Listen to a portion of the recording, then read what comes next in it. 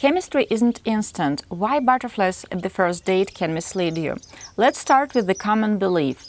If there are no butterflies at the first date, it is not worth continuing. As a professional matchmaker with almost 2 decades of practical experience in introducing singles, I can think straight away of about 100 couples who are happily married now, have children, and they didn't have so-called butterflies right on the first date or at the second date. Of course, later on, after they have built a relationship, when they got engaged or at their wedding parties, usually these people claim that, wow, I felt butterflies and chemistry right at the first date, but I, a person who was getting their feedback after the first or second date, I can tell you that it was not the case. And many people told me after the first or second date that, oh, I'm not sure it is worth continuing because I didn't feel butterflies. I even have those emails somewhere.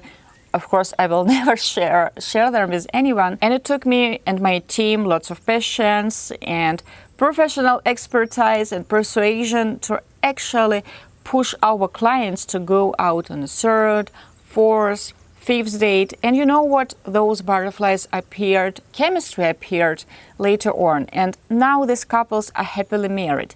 But anyway, let's talk about psychology of so-called butterflies. What does it actually mean to have butterflies in the stomach? What are these so-called butterflies? It's a mix of adrenaline, dopamine, excitement and nervousness. Usually so-called butterflies do not equal chemistry or compatibility. It is just the novelty of physical attraction.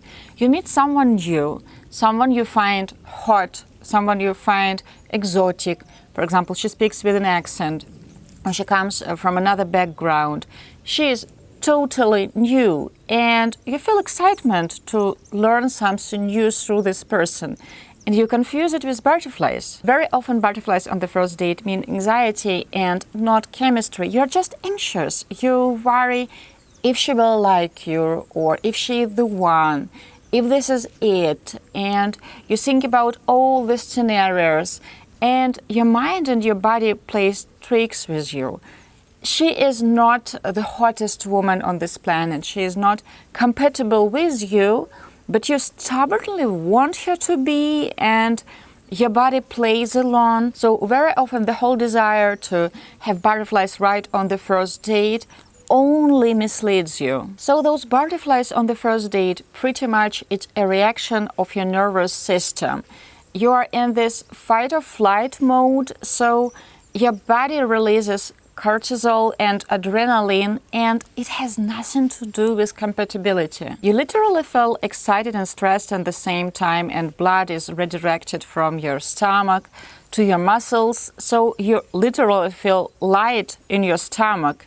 And people confuse it with all-consuming chemistry, love. Add to the mix dopamine, the anticipation chemical, when you see someone new, someone attractive, and you just get this rush feeling. Guys, butterflies do not measure compatibility. They measure your arousal, your excitement when you see someone new and someone attractive.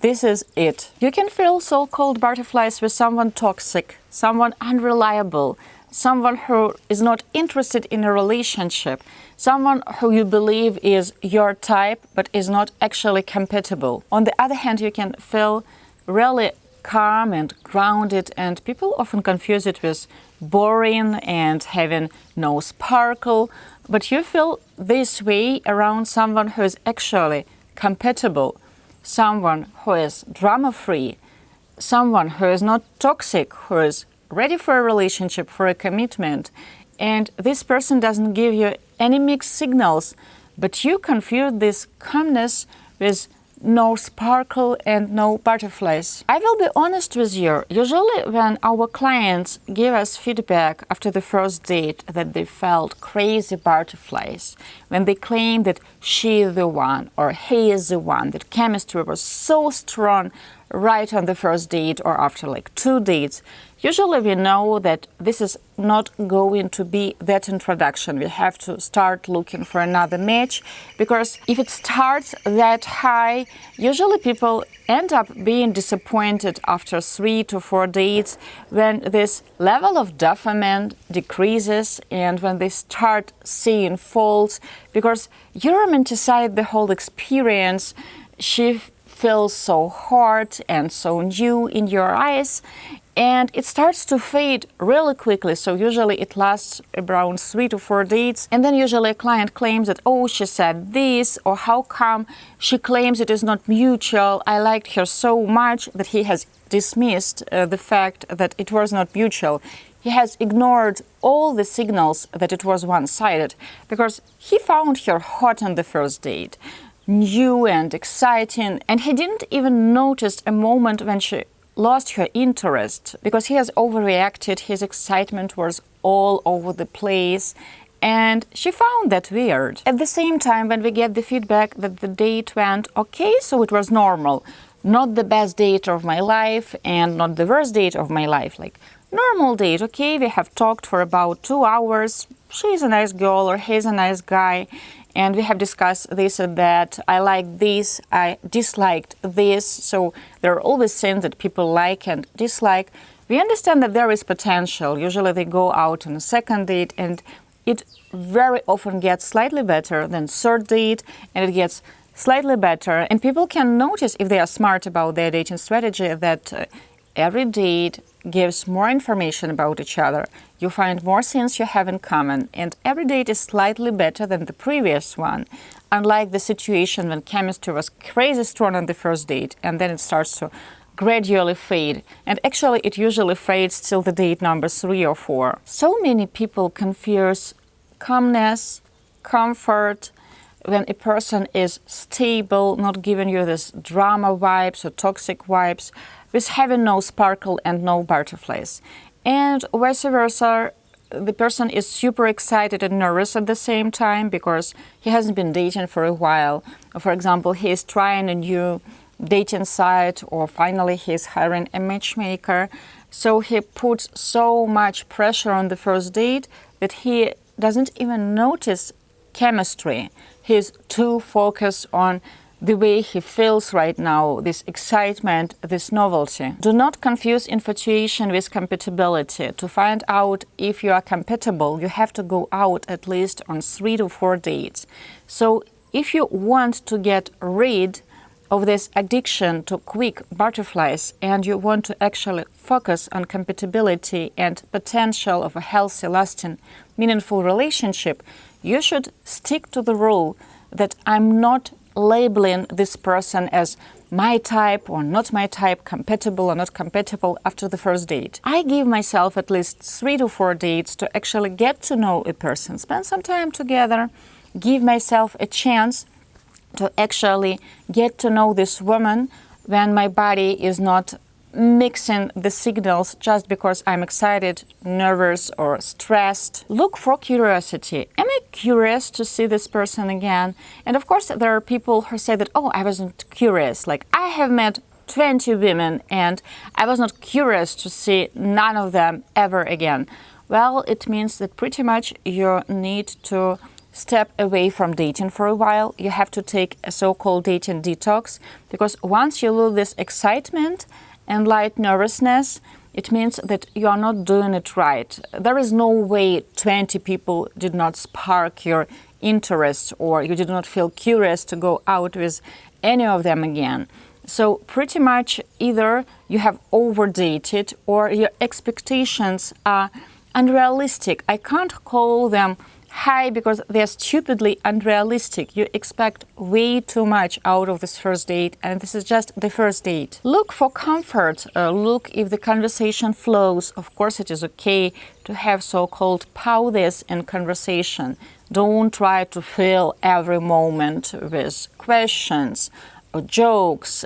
It's okay to have little pauses. They give you a chance to regroup, change the topic, to actually flirt.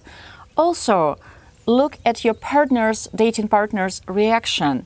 Is she willing to invest effort into this communication, because first date, it's hardly a relationship yet. Is she willing to go out with you on a second date? Did you manage to pick her curiosity up? Because if it is one-sided, even if you have this crazy butterflies in your stomach and you feel that there are fireworks all around the place, if she is not interested and you have missed that moment to actually notice when she has lost her interest, it makes zero sense to try to pursue this acquaintance. Guys, always keep in mind that chemistry, romantic chemistry, is something you build. It doesn't magically appear out of thin air like lightning. No, I know that they show it this way in romantic movies and novels, but in real life, quality chemistry that can last for decades, like 10 years into your marriage, you're as excited about your partner as you have been on the first date, and you can even claim that you're so much more in love and you believe you're so much more compatible because you have actually you've gotten to know your partner and she has gotten to know you. Well, this chemistry, it is built by mutual efforts of two sides. Butterflies fade, they always do. What stays is your compatibility, mutual respect, similar values, similar long-term goals. So you have to focus on this instead of chasing that butterflies rush. Very often when my clients tell me that, oh, I didn't feel butterflies on the first date, or which is even worse, when I have just called her, I always tell my clients that you didn't feel them yet and you have to spend some time together. And what if chemistry actually is there, but you have to go out on 3 or 4 or 5 dates to discover it? Because a lot depends on your dating partner's reaction to you. And, well, to like a person, you have to get to know a person. Otherwise, it's all very shallow, like on the level of, do I like the looks or I don't like the looks? Does it match my type or it doesn't match my type? And I will talk in other videos why having a type is actually toxic and can be a huge disadvantage for you. So I strongly encourage you to get rid of this desire, to stop chasing this desire to feel strong butterflies, super crazy connection right on the first date, those fireworks. It's a toxic habit. Instead, look for shared values. Look if you feel comfortable talking to this woman, if she feels the same way about you, and give yourself 3-4 dates to actually get to know each other better. My name is Svetlana Mucha. I'm the founder and the leading matchmaker and dating coach at Diolli.com boutique matchmaking service. Since 2008, we help singles worldwide to find a really healthy and meaningful connection that can lead to marriage. Right now is the time to press like, to subscribe to our channel. Every week I upload a new big video for you and several short videos as well. If you want to learn more about our matchmaking and coaching programs, there is a link below this video. You can apply for a complimentary consultation with a matchmaker. And also you can support us by becoming a sponsor of this channel. I will leave the link below this video as well, and the links to our websites and other blogs. I wish you lots of love. I will see you in the next one. Bye.